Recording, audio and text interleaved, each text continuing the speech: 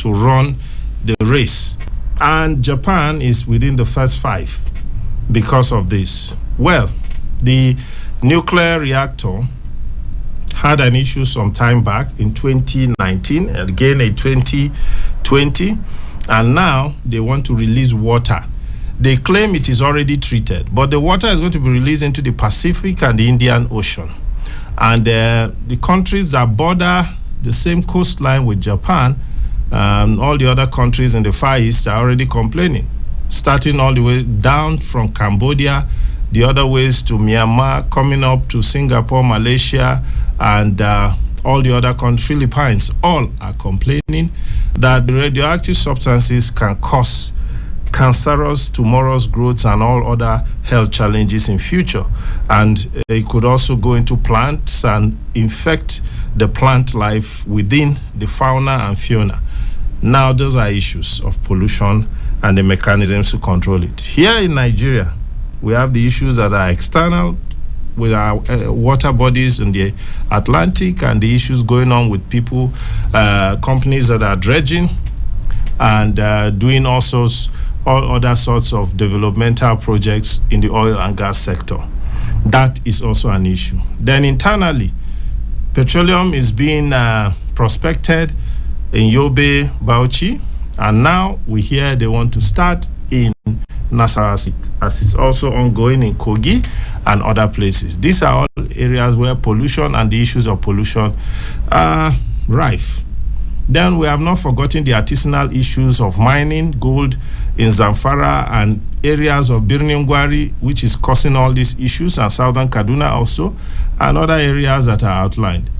We also have other issues of harmful toxic chemicals being dumped into our water courses and areas.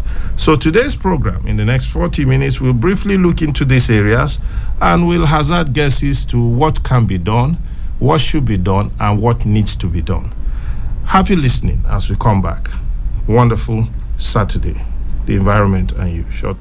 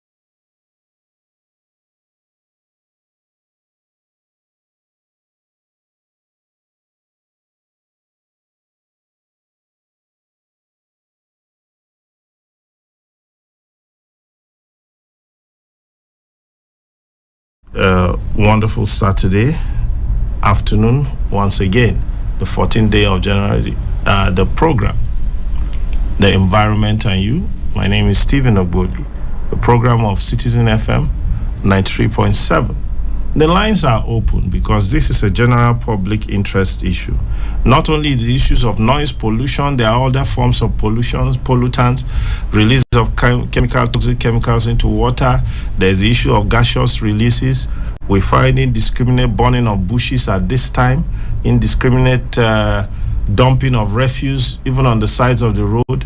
I was very pained the other night. I was getting back to Kubwa through the Arab Road intersection, and I saw them burning refuse right on top the bridge that there's an underpass for the railways. And I said, even if indiscriminate dumping was done on the bridges. It would have been good enough for the Buhari Area Council to rise up to this challenge. And this is a call out to all the area councils and the people who manage these things. We all have environmental health inspectors there to have come and picked up that refuse off the bridge. Not for whoever it was. Maybe also it was there, but I doubt. I think somebody just felt that it's become an eyesore and stopped his vehicle or something and put fire all through. And also the Yuletide, tires were burnt on top, those areas dumped on top and burnt so that the refuse would, but it has not, the refuse has left a residue, and it has even become more hazardous because as you pass now, wind is carrying it and everything. If you come, you have to wind up your glass. If you're not careful, it will all spill into your car if there's a slight hold up around about there. So these are issues, and so we'll put all the lines are open. The MTN line 090322299797. I take it again, MTN 090322299797. The hybrid WhatsApp line is also open, 0818222205. I take it again, 0818222205. The Airtel line is open, 0808222237. Airtel line 0808222237. And we'll be happy to hear from you. Citizen FM 93.7, Abuja 44, Labour House. And so I said, why passing the bridge? It was so toxic because, it had been burnt, but even in the burning, it was not supervised, so it's haphazard. And it leaves more dirt than is expected, because if it was supervised, maybe it would have reduced to the barest minimum. Now we have a heap of black soot out there, and things I won't call charcoal because it's mostly plastic and non-biodegradable substances. This is a call out for Buhari Area Council and other area councils to rise up to the occasion, especially AMAC, to do the needful and be watchful out there as the population increase, because Nigeria is increasing in leaps and bounds because of the projection that by 2050 Nigeria would have crossed the 300 million margin. Now, if proactive stance are not taken at this time, and if we do not up our game, we'll be out there when everything will implode and seemingly become more hazardous and disastrous for the up and coming generation and for us too. So a lot needs to be done. There's this issue, therefore, you have to, let's discuss the 10 best ways to manage pollution if you're using public transportation. Know that there should be a refuse bin inside the vehicle or a form of cellophane compartment where you can drop off your things inside the vehicle, not from the windows throwing it out all over.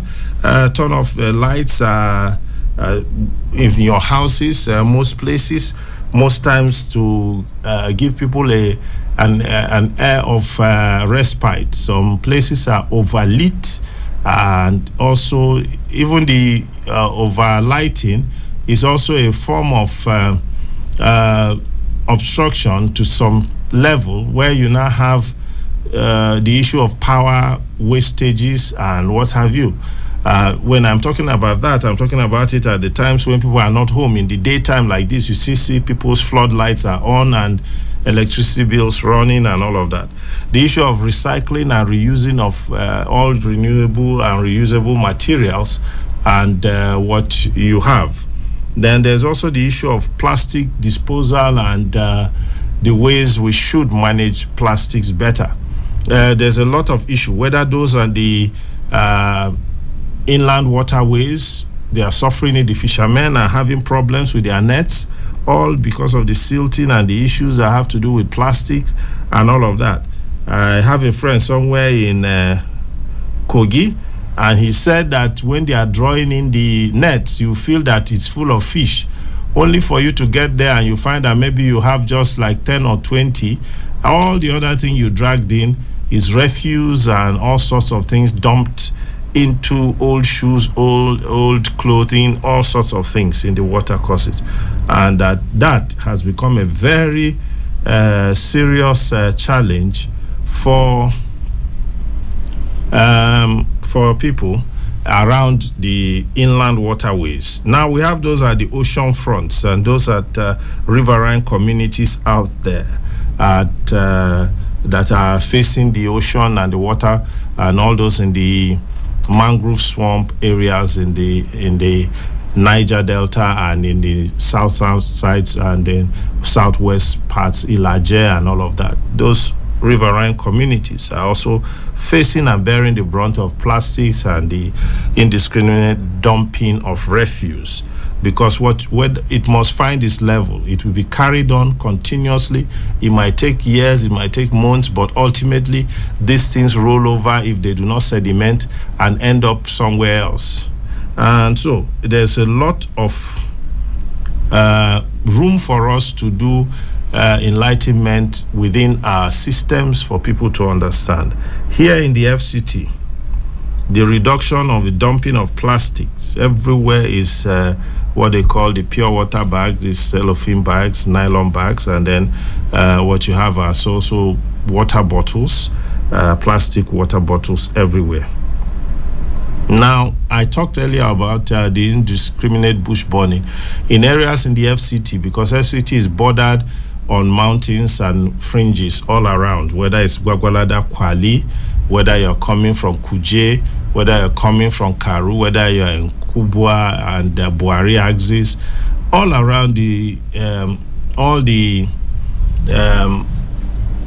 communities have rocky formations all around them, the 6 area councils. Now, you find that if you look up at night, you find bushes burning. And, well, some people have argued that those are quarries, that they have to put some form of fire to soften what they want to use to detonate and what have you. But that's one aspect. But the other aspect is the indiscriminate bush burning for people who want to go into dry season farming and what have you. There are other better ways of gathering all these things and turning them into fodder, because the same thing you are burning, if it can be gathered, it's also very well needed to feed cattle and other domestic another products, agri products. And what we lack are the blending facilities that could be used, because if you have the husk of corn, you have the chaff and all of that from milling rice, and you have the sweet potato and all of that, leaves and all of that. It's blended together and forming something. It is very good to fodder for animals. And so what we really have is a delink where people have not been properly trained to manage what they have and to help better the situation on ground. Because if we had that, you'll find that people will now gather all these things and put together and take to markets for sale. But instead, they want quick fixes. So fire is it's set ablaze and then everything goes. And you are out there, you just be perceiving smoke through the night. And it's not too healthy for anybody. So we have to do a reduction of forest fires and what have you. We have to also try to avoid the use of these detonators that they use at blasting sites. But what we hear is that they have permits. But even the tremor that comes after those blasts, especially if you live near some of the big quarrying companies like in Pape, in Kubwa, in Gwagwalada, in Kuje, and one or two other outlying areas in Karu, you will feel the earth tremor once they blast. And these tremors last for 2 to 3 minutes. What seismologically is happening, it cannot be easily quantified. But over time, we're going to have reasons to begin to talk about, we're not in an earthquake belt, but how well managed are those things? Who are the experts setting up those and detonating those explosives? If the right thing is not done, we'll have ourselves to blame and a very short time in future. Yes, I said the phone lines are open. We are free to call in. MTN line is 0903 2229797. I take it again, MTN 0903 2229797. The hybrid WhatsApp line is 0818 2222205. I take it again, 0818 2222205. And the Airtel line is 0808 2222037. Yes, the environment and you. And shortly we'll take a short break for a few minutes. I'll be back and then we'll do justice to issues raised. The lines are open. Feel free to call in the 14th day of January 2023. Happy listening. If water kill your child, now what are you going through?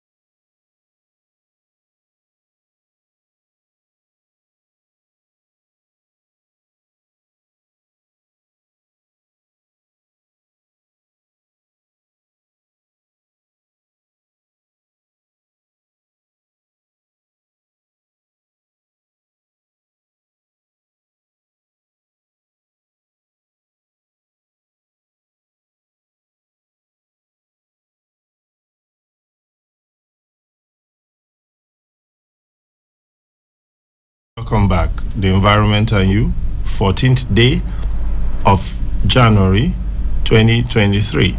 The Citizen FM 93.7 Abuja, 4th floor, Central Business District. Yes, the program will take a short break for Muslim prayers and then we'll come back and continue from there.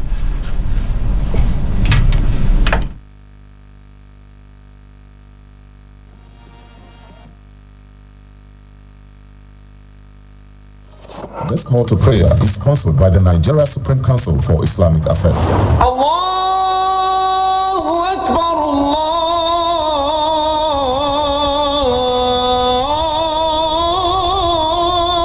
Akbar. Ashhadu an la ilaha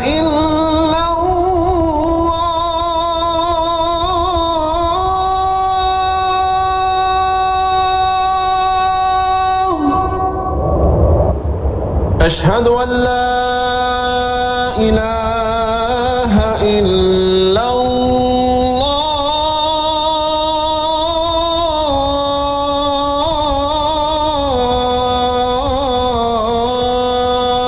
الله أشهد أن محمدا رسول الله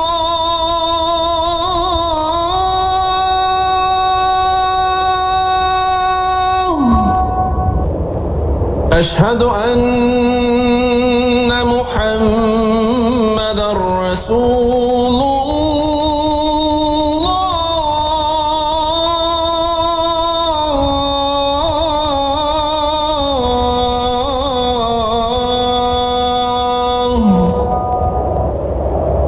حي على الصلاة.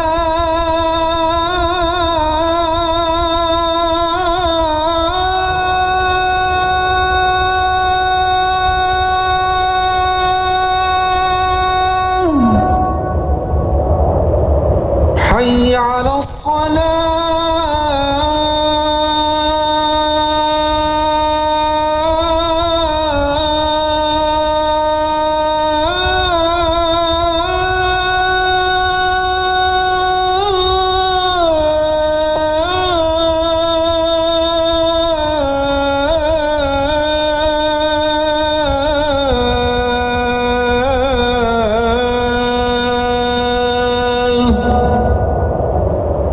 حي على الفلاح.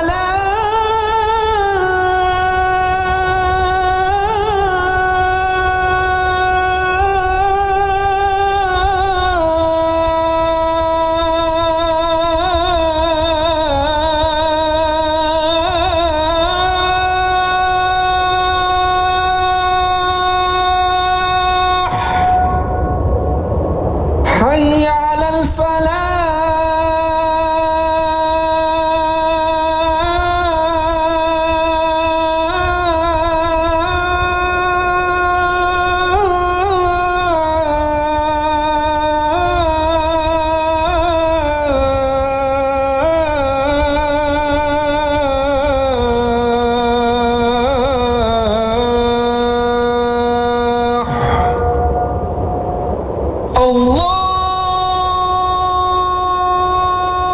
الله أكبر.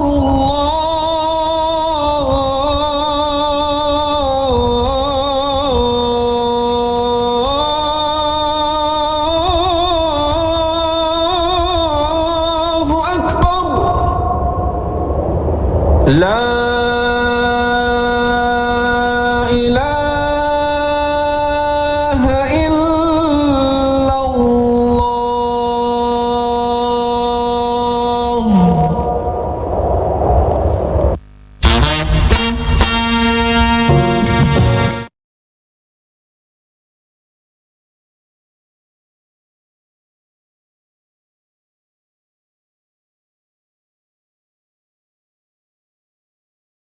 Welcome back.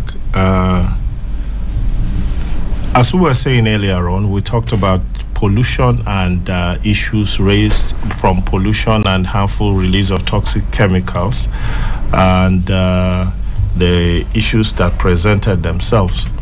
Now, there are issues around the FCT. FCT is now home to well over 2.5 million Nigerians, and the actual estimates puts it at 6 million Nigerians, the FCT and the environs. We're talking about the area councils and the outlining centers around the FCT. And for those that are not so well informed, even though some places are in Niger State, like Suleja and what you call Sabo, Use, and all of those, Garaka and all of them, largely seen as more of FCT than in the states where they are because of proximity. Now, we also have the issue of other places like Masaka, Maraba, and Otaba, Lefi, One Man Village, and all of that, largely seen more as FCT than where they are in Nasarawa State because of proximity. Now, if you also take it from the other angle, you'll find that is it all around. Now, if you take the numbers, therefore, those that are depending on the FCT itself and coming into FCT and who have livelihoods that are directly linked with the FCT, even if they don't come into the FCT, but are doing what they are doing out there, because sometimes people prefer to patronize, maybe because of how it's a little bit cheaper. You want to have an iron bender, you go out there. You want to have a carpenter, you want to have a clothes made and all of that. Well, we now have all those areas bustling with business because of the FCT.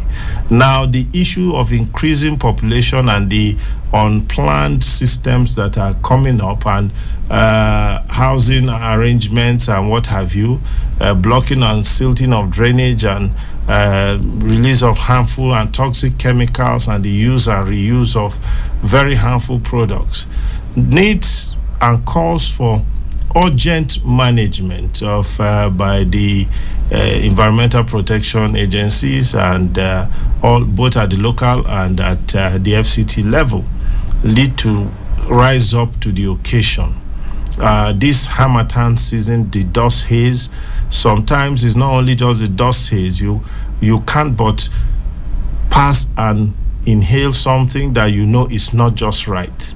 And it's about time that we rise up to it. The beauty of Abuja is the serenity and the clean air that people breathe, and the easy passage and access you have across to areas and all of that. So even the issue of road commuting and the impediments there is a challenge, and it's a pollution itself. The Directorate for Road Traffic Management has to rise up to the occasion, and the issues of checking for vehicles that do not meet standards and what have you.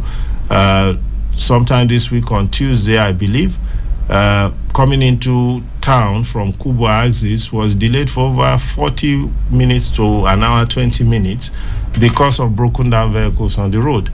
Now, these things, well, we know they are mechanical, but there should also be a procedure and a system to remove and evacuate where possible, and to reroute where possible and necessary, so that people can get to their destinations on time. And one of the painful ones was that there was a siren blaring ambulance behind me for over 30 minutes, and yet there was a gridlock. And I just said, I just hope the person in there is getting the right attention, pending when they can come out of that gridlock. So there's a lot of work and a lot of things that need to be done. The issue of pollution in a mega city like Abuja needs to be looked into carefully and with more seriousness, and with more holistic approaches and more seasoned approaches, so that we do not begin to suffer what other cities that were not manned properly, that were not planned properly, that were not set out properly, or that it was overlooked or poorly managed, are beginning to suffer. And there's therefore need for all of us to be vigilant. It's not only the government, but even the citizens themselves need to do the needful, need to sit up, need to become more aware and more friendly to the system by doing the right thing. And that also is also one of the reasons that leads to the area. We have the issue of noise pollution also. People playing music, whether it's religious, whether it's otherwise, people doing advertisement and what have you. Last week or this week also, a friend was in the middle of certain bad persons, and they had taken from the person the complete money on her and her telephone and her bag. But there was somebody selling traditional medicine or what have you, with the whole thing blaring, and so people were only not even seeing what was going on, and the woman was shouting, but already the noise from the vehicle vendor that is selling out some elixirs and what have you is already out there, and nobody will hear her shout. It was well after they had taken and run off, and then the lady was now, and people said they did not hear because of noise pollution. There seems not to be any agreement or guidance to these people that are selling patent medicines at the sides of the corners of the roads and what have you. You just have things blaring from their vehicles. They have big speakers, and then they want markets at all costs. So those are the issues of the day. We'll be looking continuously at the issue of pollution and management of pollution in mega cities with Abuja as a case study next week also. We'll be happy when we can all call in and add our voice and tell us your experience in Masaka, in Maraba, in Autaba, Lefi, and you come back here to Dede, Dakwa, and all the environs, going to Kushingoro, and then you come towards Gwagwalada and all of that, and come back towards Kuje and all the outlining areas, what it is, how it is in your community and your area and your environment, so that we can all have a better environment and we all will benefit and be more healthy with better living conditions for all of us. Now, the program is open to sponsorship and open to participants across board. Contact Citizen FM 93.7 and Manager News, and then you take it up from there. The program runs every Saturday from 12 after the news, 5 minutes past 12, as the case may be, how long the news takes, or 10 minutes past 12 to 1 p.m. For 1 hour. Therefore, it's open and a good time for sponsorships and partnerships with the Citizen FM 93.7, 4th floor, Labour House, Abuja. My name remains Stephen Ogboli, your regular host, the environment and you. We're signing out this Saturday and wishing all of us well in the week to come and the week ahead. Let us manage our environment better. Let us look out for things that are polluting the air, polluting the land, polluting the waters. Let us become our brother's keepers. Let us better manage plastics and noise pollution, even generators, as it were, and all of that, so that we can have and live a healthier, better life, and all of us will be direct beneficiaries of it. Let us remember that what we put into the environment gives back to us. And what we overlook in the environment becomes more glaring as we go on. Have a wonderful weekend and happily listening to other programs on this channel. Please don't touch the dial. 93.7 Citizen FM, 4th floor, Labour House, CBD, Abuja. Have a wonderful weekend. Stephen Ogboli signing out.